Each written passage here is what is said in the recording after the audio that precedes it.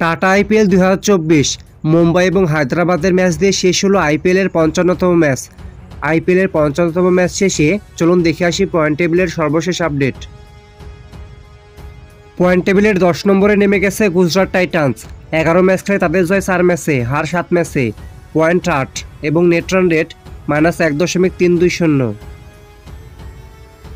Point টেবিলের 9 নম্বরে নেমে গেছে পাঞ্জাব কিংস।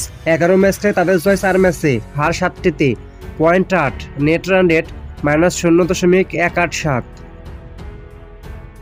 পয়েন্ট টেবিলের 8 নম্বরে উঠে গেছে মুম্বাই ইন্ডিয়ান্স।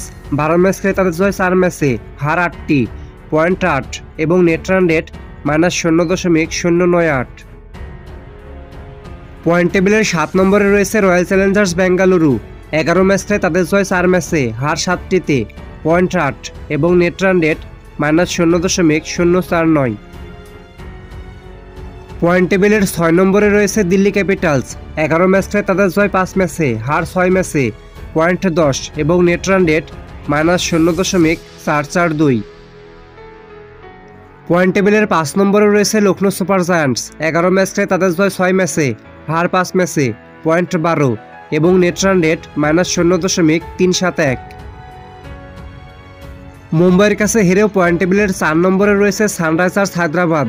11 ম্যাচ খেলে তাদের জয় 6 ম্যাচে, হার 5 ম্যাচে, পয়েন্ট 12 এবং নেট রান রেট -0.072। পয়েন্ট টেবিলের 3 নম্বরে রয়েছে চেন্নাই সুপার কিংস।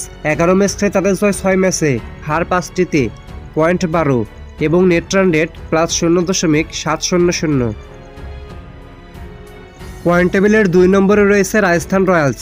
10 ম্যাচ খেলে তাদের জয় 8 ম্যাচে, হার 2 ম্যাচে, point 16, net run rate +0.622। Point টেবিলের 1 নম্বরে রয়েছে কলকাতা নাইট রাইডার্স। 11 ম্যাচ খেলে তাদের জয় 8 ম্যাচে, হার 3 ম্যাচে, পয়েন্ট 16, নেট রান রেট +1.453।